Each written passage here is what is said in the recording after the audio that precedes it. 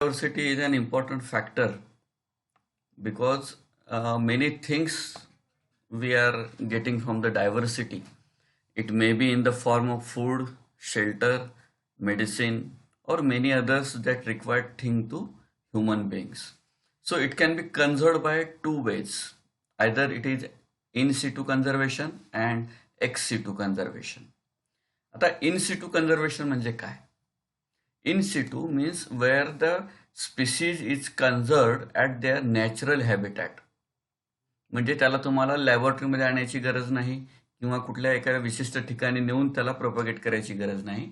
The plants और animals they are where they are growing naturally in that location they get preserved. So such type of the conservation is known as the conservation is in situ conservation. ठीक आहे, in situ conservation. For example natural parks, nature reserves, वेगवेगळे tiger projects आपण बघतो, रायनो project बघतो. तर हे अशा पद्धतीचे जे कन्झर्वेशन केलं जाते त्याला आपण इन सिटू कन्झर्वेशन म्हणतो. Then what is ex situ conservation? Ex situ conservation is nothing but the conserving species in isolation of their natural habitat. म्हणजे त्याच्या मूळ जागेवरून त्याला उचलून आपण त्याला दुसऱ्या ठिकाणी कन्झर्व करायचा प्रयत्न करतो. It may be botanical gardens, it may be laboratories और etcetera. So it is not growing at their natural location आणि म्हणून त्याला आपण म्हणू ex situ, out of their habitat is ex situ conservation. For example zoos, botanical gardens, seed banks etcetera. In situ conservation आपण बघितलेलं आहे की in situ is in the natural locations. For that we have to set up wild life reserves is not just a matter of building a fence around the area and getting it grow wild. हे फक्त तेवढ्या पुरतंच मर्यादित आहे का की जेणेकरून आपण एक कंपाऊंड मारलं आणि त्याच्यामध्ये जशी वाढते तसं वाढू द्या वनस्पतीला? No, it is not like that, but it is without grazing animals, health lands which contain a number of rare species will revert to woodland. जर तसं जर असतं तर काय झालं असतं?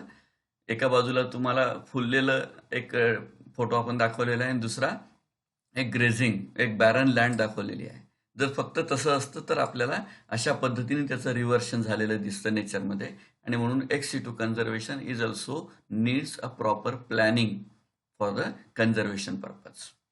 Nature reserves and national parks what plays an important role, how they are playing important role in the conservation.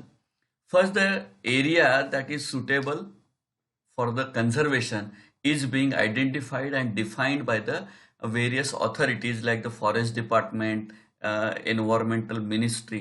So all these people define the location, animals or plants which are residing naturally, and it needs to be conserved. It cannot be damaged by the nearby people, so that the identification of that particular area is firstly being identified. Then it requires the survey to collect the data on key species. आता की species कुठले असतात? Suppose there is one forest type. त्या फॉरेस्टमध्ये कुठली तरी एक species dominant असते, major असते, आणि ती मेजर स्पीसीज आपल्याला कन्झर्व करणं गरजेचं असते कारण त्या स्पीसीजच्या नावावर ते जंगल ओळखले जाते. For example Nilgiri forest. Naturally, the Nilgiri trees were dominant at that hills आणि म्हणून त्याला आपण Nilgiri hills म्हणतो, बरोबर आहे. So these Nilgiri hills, Nilgiri is to be protected आणि म्हणून आयडेंटिफिकेशन ऑफ की species, collection of data on the key species is the necessary thing to define the nature reserve or the natural parks area. Property may have to be expropriated. आता एक्सप्रोप्रायटेड काय भानगड असते? आपण दुकानावरची पाटी बघतो बघा, दुकानाचं नाव असतं आणि खाली लिहिलं असतं proprietor so and so. Proprietor is nothing but the owner of that property. मग आता ती जर एखाद्या मालकीची असेल तर त्याला आपण नेचर रिझर्व किंवा नॅशनल पार्क म्हणजे असं त्याला डिक्लेअर करू शकतो का? नाही करू शकणार. The land must be of the government on and not bye the other people. आणि म्हणून प्रॉपर्टी मे हॅव टू बी एक्सप्रोप्रायटेड. जर तशी असेलही, आपण बघतो रोड साईड डेव्हलपमेंट जेव्हा होते किंवा रोड डेव्हलपमेंट होते तर तो रोड डेव्हलप करत असताना त्या परिसरातल्या आजूबाजूच्या 100 मीटरची जमीन सुद्धा गव्हर्नमेंट विकत घेते. So it is being expropriated. त्याच्यावर कोणाचाही मालकी हक्क राहत नाही गव्हर्नमेंट शिवाय. तर अशी जमीन विकत घेऊन मग त्याच्यावरती डेव्हलपमेंट केल्या जाते. आणि म्हणून जर असे काही लोकेशन्स त्याच्यामध्ये येत असतील की कोणाची शेतजमीन त्याच्यामध्ये जाणार आहे, so it should be expropriated. त्याच्या नावावरून ती काढून गव्हर्नमेंटच्या नावावर आपल्याला करावी लागेल. And then we can select that location for the further purpose.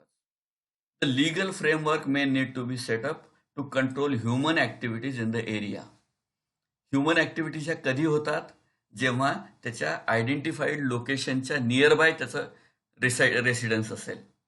म्हणजे इथून 1 किलोमीटरवर समजा सहज जाणं येणं असेल तर माणूस काय करतो? तिथं जातो लाकूड फाटा घेऊन येण्यासाठी म्हणून जंगलात जातो.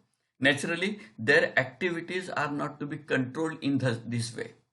And because of that, such locations should be away from the civilized localities. आणि म्हणून तिथे ह्युमन ऍक्टिव्हिटी कंट्रोल करण्यासाठी एक्सप्रोप्रायटेड प्रॉपर्टी करणं हा पहिला पर्याय आहे. आणि it should be away from the civilized locations. त्याच्या इमिजिएट लोकेशन पासून त्या दूर असल्या पाहिजे, हा त्याच्यातला महत्वाचा भाग आहे. Then policing the area may also be necessary. आता पॉलिसिंग म्हणजे काय? There must be the implementation of government policy. Government policy काय असते फॉरेस्टच्या बाबतीत? तिथल्या एका झाडाला सुद्धा, पानाला सुद्धा आपण हात लावू शकत नाही कायदेशीर बाबीनं. म्हणजे फॉरेस्ट ऍक्ट काय म्हणतो की तुम्हाला जंगलामधली कुठलीही वनस्पती तोडायचा अधिकार नाही. आणि आपण तर शेतामध्ये जातो, तिथे सगळ्या गोष्टी करतो. So it should be the policy. आणि मग जेव्हा एका रिस्ट्रिक्टेड एरियामध्ये ही पॉलिसी लागू होते, जसं आता आपल्याला लॉकडाऊन ही पॉलिसी लागू झाली, आपल्याला बाहेर निघणं हे कायद्यानं, म्हणजे कायद्यानं त्याला आपल्याला टाळावं लागेल, पण तरी सुद्धा आपण बाहेर निघतो. हा कायद्याचा भंग होतो हे आपल्याला कळतं, तरी सुद्धा आपण ते करतो. So this policy is there. Policy काय म्हणते की लॉकडाऊनमध्ये बाहेर पडू नका, आणि पडलं तर त्याच्यावर कायदेशीर बाबी होऊ शकतात, त्याला दंड लागू शकतो वगैरे. तर तसंच फॉरेस्ट एरियामध्ये जेव्हा आपण जातो किंवा असे नेचर रिझर्व्ह किंवा नॅशनल पार्क्स असतात, तर तिथं त्याच्या बाउंड्रीलाच चेकपोस्ट लावलेले असतात. त्याच्या पलीकडे आपल्याला जाता येत नाही without prior permission of the forest department. आणि म्हणून अशा पद्धतीनं policy implementation is also the necessary in such areas.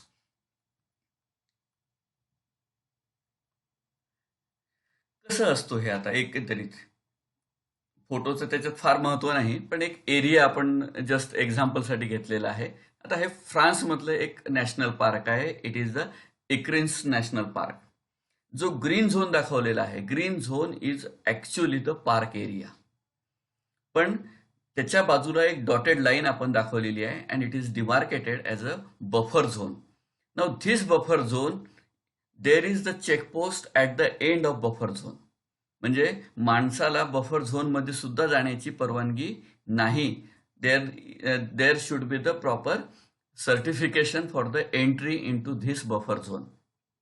मग बफर झोन मध्ये कोण जाऊ शकतं? त्या बफर झोनच्याच आजूबाजूला काही आदिवासी राहत असतात, बरोबर आहे. तर आदिवासींना त्याच्या उदरनिर्वाहासाठी दुसरं कुठलंही साधन नसतंय. And because of that they have a natural permission to enter in to the buffer zone. Buffer zone मधून ते त्यांना आवश्यक असलेला लाकूड फाटा किंवा त्यांच्या जवळ असलेली जनावरं किंवा त्यांना आवश्यक असलेली फळं, ह्या सगळ्या गोष्टी ते बफर झोन मधून कलेक्ट करू शकतात. Those are residents of this area. आपल्यासारखा जाऊन जर बफर झोन मध्ये जातो म्हटलं तर आपल्याला परवानगी लागते, but local tribal people doesn't need any permission to enter into the buffer zone. They can collect or utilize the buffer zone forest resources for their livelihood. But at the same time, तुम्ही बरेच वेळा अशा घटना ऐकता की बाबा त्या वाघाने येऊन बकरी पळून नेलाय, लांडगे आलेत, त्यांनी आपल्या एका जनावराला मारलं. Such type of the activities are regularly happening in this buffer zone. कारण त्याचा ऍक्च्युअल जो एरिया आहे तो पार्कचा त्याला लागूनच आहे, आणि त्याच्यामध्ये असं कुठलं नॅचरल कंपाऊंड त्याच्यामध्ये आपण टाकलेलं नसते. आणि म्हणून कधी कधी त्या पार्कच्या एरियामधून अन्नासाठी ही श्वापद बाहेर येतात, ते प्राणी बाहेर येतात, आणि मग ते नियरबाय असलेल्या चरणाऱ्या जनावर माणसावरावर हल्ला करू शकतात. आणि म्हणून buffer zone is also the dangerous zone where the animal attack can be normally observe. आणि म्हणून forest department says that there should not be entry in this location without the prior permission to the people. तर अशा पद्धतीचं buffer zone आपल्याला तिथं लक्षात घ्यायला पाहिजे. The nature reserves and national पार्क्समध्ये if the part of the area has been degraded due to the bad land use it may need the restoring. आता बरेच वेळेस काय होतं की जिथं ह्युमन इंटरफेरन्स जास्त आहे, people are visiting that location frequently. Naturally आपण म्हणजे एवढे तर विचारी प्राणी नाही आहे की तिथे गेल्यामुळं आपलं काही नुकसान, त्या जागेचं काही नुकसान होणार आहे. आपण तिथे फक्त आपला फायदा बघतो. मग आपल्यासारखा जाणारा माणूस कुरकुरेचं पॅकेट घेऊन जातो, पॅकेट तिथंच फेकतो, पाण्याची बॉटल घेऊन जातो, पाण्याची बॉटल तिथंच फेकतो. असा पॉलिथिनचा अनियमित अनियंत्रित कचरा तिथं जमा होत राहतो. ज्या पायवाटेवरून आपण जातो त्या पायवाटेवरची एकही वनस्पती आपण ठेवत नाही, कारण ती राहतही नाही, कारण ती वाढ झालेली असते. तर अशा पद्धतीनं काही लोकेशन्स तर आपल्याला ते रिस्टोर करावे लागतील जिथं अशा पद्धतीचा एक ट्रेंड पडलेला आहे. So restoration of such location is also necessary. The alien species that have been penetrated in the area may need excluding or eliminating. आता काय होतं की एलियन हा शब्द तुम्हाला काही नवीन नाही. असे अनेक इंग्रजी चित्रपट तुम्ही बघितले, जादूसारखा हिंदी चित्रपट बघितला की एक परग्रहावरून एक प्राणी येतो, त्याला आपण जादू नाव देतो, बरोबर. So that is the alien. मग हा एलियन बाहेरच्या परग्रहावरून आलेला असू शकतो, पण एखाद्या आपल्या एरियामध्ये उमरग्यामध्ये जर एखादा माणूस हिमाचल प्रदेशातून आलेला असेल, so that animal, that human is alien for this area. कारण तिथलं क्लायमॅटिक कंडिशन वेगळे आहेत, इथल्या क्लायमॅटिक कंडिशन वेगळे आहे. But still they come here, reside here. मग तो हळूहळू जागा घेतो, मग तो स्वतःचं घर बांधतो. अशा अनेक गोष्टी आपल्याला गावातल्या माहीत आहेत. प्रामुख्यानं मारवाडी समाज हा मूळचा राजस्थानचा आहे, सिंधी समाज मूळचा सिंध प्रांतातला पाकिस्तानमधला आहे. पण ते आज आपल्याकडे प्रॉपर्टी घेऊन व्यवस्थित रिसाइड किंवा स्थिर झालेले दिसतात. The reason is that they have adapted the situations and they started growing there naturally. मग एखादा लोकेशन नेचर रिझर्व जेव्हा आपण कन्झर्व करायला जातो, naturally we have to think about that. So alien species must be degraded from the area. तुम्हाला आठवत असेल की राज ठाकरे अगेन्स्ट बिहारीज, म्हणजे मुंबईमध्ये सगळ्यात जास्त मंडळी व्यवसायासाठी ती येते आणि मुंबईतल्या लोकांना रोजगार मिळत नाही, ही एक नॅचरल कंडिशन घेऊन त्यांनी ते आंदोलन केलेलं होतं. आपल्याला नेचरच रूल इथं फॉलो करायचा आहे. नेचर रूल काय म्हणतो की alien species may reside there, may adapt all situations and grow there faster than the residents. आपल्याकडे गाजर गवत आलं भारतामध्ये काहीतरी एक 80-90 वर्षापूर्वी जेव्हा गाजर गवत इथं आलं दुष्काळी काळामध्ये, तर आज त्याला बाहेर काढणं आपल्याला कठीण आहे. So that is the alien species which is introduced in our region and now we are unable to eliminate it. दरवर्षी आपण गाजरगवत निर्मूलन करतो, पण ते होतं का? नाही होत. सो एलियन स्पीसीज त्याची ॲडॅप्टेबिलिटी जास्त असल्यामुळं नॅचरली दे ग्रोज फास्टर. आणि म्हणून अशा पद्धतीच्या जर काही एलियन स्पीसीज त्या पर्टिक्युलर एरियामध्ये आलेले असतील, नेचरच्या झोनमध्ये आलेले असतील, तर त्या आधी आपल्याला काढून बाजूला टाकाव्या लागतील, म्हणजे natural preservation of particular area can be taken place. Then third is the constant management will be needed to maintain the habitat of the species being conserved. ज्या गोष्टीसाठी आपण ते कन्झर्वेशन, ते पार्क तिथं डेव्हलप केलेलं आहे. समजा आपल्याला एखाद्या वाघाला जगवायचं आहे, वाघांची संख्या फार कमी झाली, and we know it is the tertiary consumer. तर तो टर्शरी कंझ्युमर असल्यामुळे तो जगणं गरजेचं आहे. तो जर जगला नाही तर हरणं वाढतील, डुकरं वाढतील. ते जर वाढले तर तुमचं अन्नधान्य खातील, म्हणजे तुमची पिकं नासाडी करतील. तर अशी ही सायकल असते, आणि म्हणून तो टर्शरी कंझ्युमर सुद्धा इथं जगला पाहिजे. And because of that we have to focus on that organism. मी जर टायगर प्रोजेक्ट म्हणून ती जागा डेव्हलप करणार असेल, तर त्या टायगर प्रोजेक्टसाठी, टायगरसाठी मला एक विशेष योजना त्याच्यामध्ये राबवावी लागेल. अँड कॉन्स्टंट मॅनेजमेंट, त्याचं फोकसिंग आलं, त्याचं ट्रेसिंग आलं, तो जंगलात कुठं कुठं फिरतो, एकटाच आहे का दोन आहेत, 2चे 4 कधी झालेत, ते चारही जगलेत का. All these thing have to be maintained on the document basis. आणि अशा त्या स्पीशीजबद्दल माझं कम्प्लीट डॉक्युमेंटेशन आणि मॅनेजमेंट हे माझ्या डोळ्यासमोर असलं पाहिजे. हा तिसरा मुद्दा ते सांगतं. This may have been arresting natural succession. आता काय होतं की नॅचरल जेव्हा आपण म्हणतो, आता नेचर कन्झर्व किंवा असे प्रोजेक्ट जेव्हा आपण डेव्हलप करतो, it is actually the nature's law where we can find it has to be grown by its own. तर ही गोष्ट आपल्याला इथे लक्षात ठेवायची आहे. आणि म्हणून जेव्हा तुम्ही अननॅचरल वेनी त्याचं कन्झर्वेशन करायचा प्रयत्न करता, some scientist may say that this is the against natural succession. म्हणजे तुम्ही त्याला प्रोटेक्ट करता, तुम्ही त्याला मार्ग हे करता, तुम्ही इंट्रोड्यूस झालेल्या नवीन स्पीशीज बाजूला काढता किंवा एखादी स्पीशीज जी तिथं नाही ते आणून लावता. So this is against the natural succession, असा सुद्धा काही लोकांचा व्ह्यू याच्यामध्ये येत असतो. Then we shift to the in situ conservation. आता हे कन्झर्वेशन झालं. आता इन सिटू कन्झर्वेशन आपण कंटिन्यू करूया आपण. What are the advantages of in situ conservation? The advantages is the species have the all resources that is adapted to. म्हणजे एखाद्या लोकेशनमध्ये एखाद्या ऑर्गॅनिझमला तुम्हाला प्रोटेक्ट करायचं असेल, म्हणजे त्याच्याच घरी, आपण म्हणतो ना आता कोरोनाच्या काळामध्ये आपण बघितलं की they are self quarantine or the home quarantine. म्हणजे काय झालं, त्याला दवाखान्यात ती सुविधा मिळत असेल पण त्याला घरच्यासारखं वातावरण मिळणार नाही.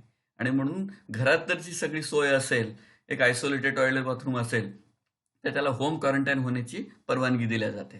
This indicates that the person or the organism feels better at their local habitat.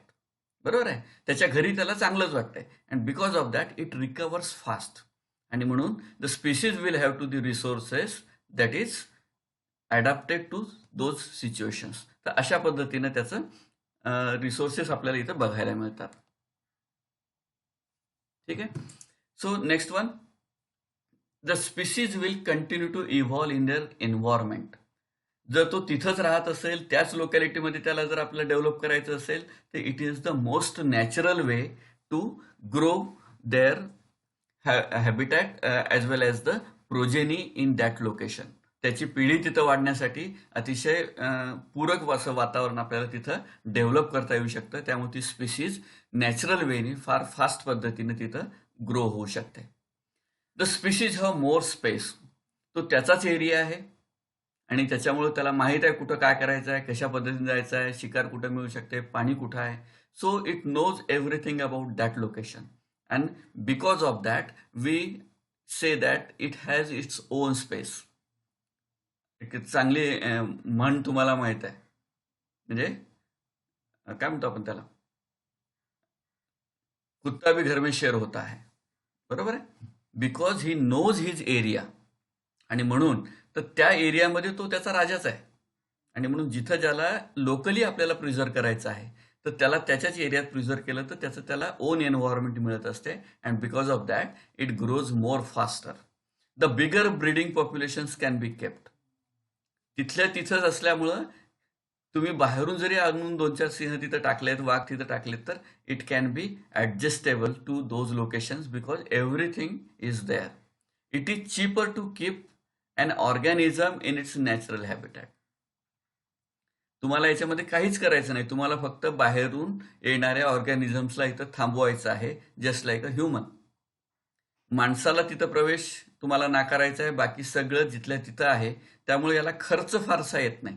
Only the protection and the entry points, buffer zone हे डिफाईन केल्यानंतर तुम्हाला नॅचरल वेनी त्याला प्रोटेक्ट करायला खर्च फार येत नाही. So it is the cheapest method to conserve the organisms.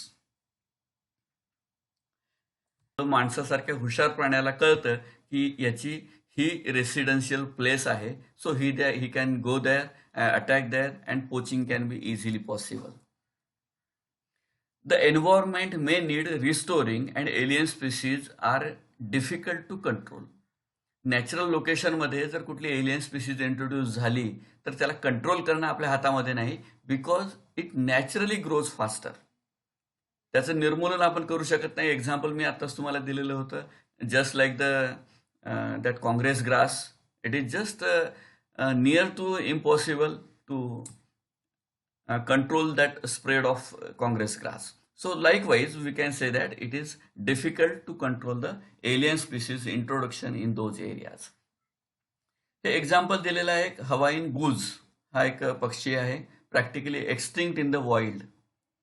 आता एक्स सिटू कन्झर्वेशन म्हणजे आतापर्यंत आपण इन सिटू कन्झर्वेशनवर डिस्कशन करत होतो, त्या लोकेशनमध्ये करत होतो. आता एक्झाम्पल जरी ॲनिमलचं असेल, the same examples can be go for the plant also. हे एक्झाम्पल म्हणून आपण घेतलेलं आहे की how it has been developed in those areas. The Hawaiian goose is almost wild, extinct in the wild. तिथं तो जंगलामध्ये नॅचरल पद्धतीने तुम्हाला हा पक्षी सापडत नाही. Only 12 birds were taken into captivity. म्हणजे फक्त 12 पक्षी आणून त्यांनी एका लोकेशनला प्रिझर्व करण्याचा प्रयत्न केला. A population of 9,000 was release back to the wild. म्हणजे 12 पक्षी घेऊन आलेत आणि 12 पक्षी घेऊन आल्यानंतर मग त्याचं मल्टिप्लिकेशन केलं, त्याची अंडी तयार झाली, त्याच्यापासून पक्षी तयार झालेत आणि मग 9,000 पक्षी जवळपास त्यांच्या लोकॅलिटीला सोडल्या गेलेत. So that is the x situ conservation. कारण जंगलामध्ये फक्त 12 पक्षी होते आणि त्यांना तिथं सोडलं असतं तर कदाचित ते सुद्धा नष्ट झाले असते. आणि म्हणून अशा वेळेस we have taken it to bird sanctuary, we manipulated them, we populated them and then we again shift them to the natural conditions. असं त्या हरणाच्या बाबतीत झालेलं आहे.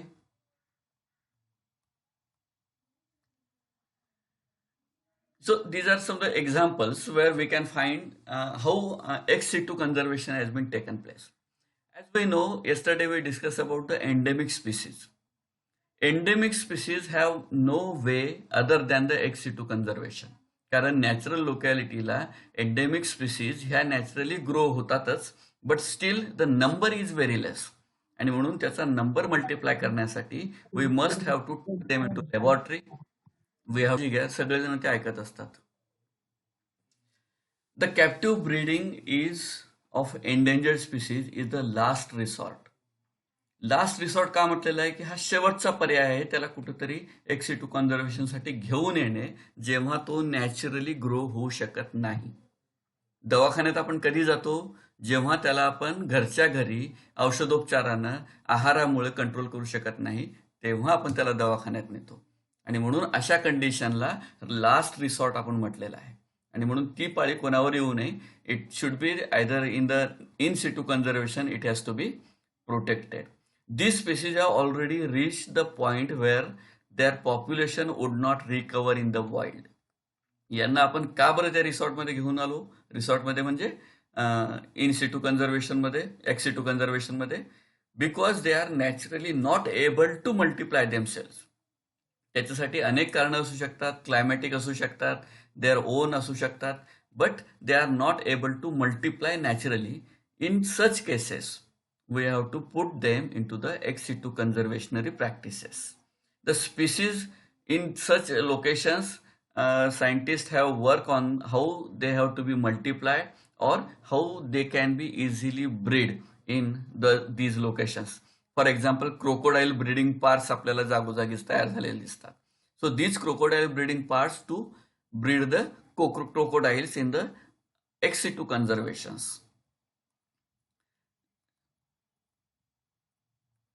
आता हे झूज आहेत, म्हणजे ज्याला आपण जसं बॉटॅनिकल गार्डन्स म्हणतो तसे झू म्हणजे प्राणी संग्रहालय आहेत की ज्याच्यामध्ये अशा पद्धतीचा इन विट्रो फर्टिलायझेशनचा प्रयत्न केला जातो. And the animal count is going to be increased by these practices. Now what about the plants? As we are learning about the botany, botanical gardens are very much necessary to think about. So botanical gardens show the same problems as the captive breeding of the animals. आता botanical गार्डनमध्ये एखादं झाड जर आपण आणून लावत असेल तर त्या वातावरणामध्ये ते झाड ॲडजस्ट होईलच असं नसतंय. जसे ॲनिमल्स तिथे ॲडजस्ट होत नाहीत, आपण जसं दवाखान्यात एकदम ॲडजस्ट होत नाही, तर त्या पद्धतीनं प्लांट सुद्धा एका रिस्ट्रिक्टेड एन्व्हायरमेंटमध्ये ॲडजस्ट करतीलच स्वतःला, अशी कंडिशन नसते. Originally the role of botanical garden was economic, pharmaceutical and aesthetic. कशासाठी गार्डन्स तयार झाले आहेत? जेव्हा तुम्हाला घरी करमत नाही तेव्हा तुम्ही थोडंसं गार्डनमध्ये जाऊन बसता. तिथे गेल्यानंतर तुम्हाला आनंद मिळतो. तिथे गेल्यानंतर तुम्हाला बरं वाटतं because of the aesthetic sense. तुमच्या डोळ्याला दिसायला त्याची अरेंजमेंट बरी वाटते, फुलं ठेवलेली बरी वाटतात, व्यवस्थित लावलेली बरं वाटतात आणि म्हणून ह्या ॲस्थेटिक व्हॅल्यूमुळे तुम्हाला त्याच्यामध्ये आनंद मिळतो. काही गार्डन्स असतात की जिथं आपण औषधी वनस्पती लावलेल्या बघतो. So these areas where the pharmaceutical use of those plants is being develop. आणि काही ठिकाणी गार्डनमध्ये ॲस्थेटिक तर ते असतेच, पण त्याच्यासोबत तुम्हाला आतमध्ये प्रवेश करायसाठी तिकीट द्यावं लागतं. So this condition is the producing economy out of that. आणि म्हणून अशा कंडिशनमध्ये जर तुम्ही एखादी नॅचरल स्पीसीज ग्रो करण्याचा प्रयत्न केला, so it is very difficult. There is a range of species collected in the, it was limited. Range of species collected was limited कारण तिथं डोळ्याला चांगल्या वाटणाऱ्या स्पीसीज आपण लावण्याचा प्रयत्न करतो. निसर्गामध्ये प्रत्येकच गोष्ट डोळ्याला चांगलीच वाटेल असे नाही. आणि म्हणून अशा पद्धतीनं तिथं रिस्ट्रिक्शन्स येतात to select the species. The distribution of botanical gardens reflect the distribution of colonial powers. म्हणजे एखादं झाड जर तिथं लावायचं झालं तर आपण जेव्हा एखादं घर घेतो तर आपण काय बघतो प्लॉट घेताना? माझ्या आजूबाजूला कोण आहेत, बरोबर आहे? तर निसर्गात सुद्धा त्याच पद्धतीनं होतं. कारण माझ्या आजूबाजूला कोणती झाडं आहेत हे सिलेक्ट करण्याची संधी ही झाडांना नॅचरल कंडिशन मध्ये. The reason is that the gardener has to put you at near by the other species. आणि म्हणून एकामेकाच्या बाजूला राहताना you can find that there can be the difficulty to the other species. So ज्याची colonial power चांगली असेल, जे झाड कुठेही स्वतःला ऍडजस्ट करू शकते, those plants can be easily planted in the gardens and they can successfully grow there. But otherwise many species refuse to stay there और grow there. Most are found in the Europe and North America. ह्या ज्या adjustable species आहेत ह्या प्रामुख्याने आपल्याला तिकडच्या मिळतात. But the plant diversity is the greatest in the tropics. म्हणजे इंडियासारखी कंट्री आहे, ट्रॉपिकल कंट्री आहे, तर अशा कंट्रीमध्ये आपल्याला बायोडायव्हर्सिटी ही मॅक्झिमम मिळते आणि त्याच्यामुळं इथं आपल्याला स्टडी करायला स्कोप जास्त असतो. देन एक्स सिटू कन्झर्वेशनमध्ये अजून एक प्रकार येतो, तो सीड बँक्स. आता सीड बँक हा प्रकार तुम्हाला नवीन नाही. जो आपल्यापैकी शेतकरी आहे त्यानं प्रत्येकानं सीड बँक आपल्या घरी ठेवलेली आहे. आणि जर ती ठेवलेली नसेल तर आपण काय करतो naturally? We can use them और take them from the local marketers. त्याच्याकडून आपण बियाणं घेतो. म्हणजे कोणीतरी ते सीड बँक डेव्हलप केलेली आहे, ते सीड्स आपल्याला उपलब्ध करून देण्यासाठी प्रयत्न केलेला आहे. Seeds can be maintain for the decades, even the centuries, in their conditions are controlled. आपल्या प्रत्येकाच्या घरी कणगी असते, कणगीमध्ये आपण ते बियाणं सेफली ठेवलेलं असतं. त्याला काय बोरिक ॲसिड लावलेलं असेल किंवा कडुनिंबाची पानं टाकून ठेवलेली असतील कीड लागू नये म्हणून. तर अशा पद्धतीने BSC पावडर लावून त्याला आपण ठेवून देतो आणि नेक्स्ट सीझनमध्ये आपण त्याला सो करतो. So this practice is from the ages. जेव्हापासून माणसाला कळतं की आपल्याला क्रॉप करायचं आहे, क्रॉपिंग करायचं आहे, त्याच्यापासून आपल्याला अन्नधान्य मिळवायचं आहे, तर तेव्हापासून माणूस हा सीड कलेक्शनच्या मागे आहे. It needs 5% humidity and -20 degree centigrade is the ideal temperature to preserve the seeds in seed banks. आपल्या घरची गोष्ट नाही, it is in the seed bank. Not all species are suited to this treatment. सगळे seed याच वातावरणात जगू शकतील किंवा व्हायबल राहतील अशी कंडिशन नसते. But most of the seeds are they can be easily reside in seed banks at this temperature. Seeds are to be regularly germinated to renew the stock or the seeds will be eventually lose their viability.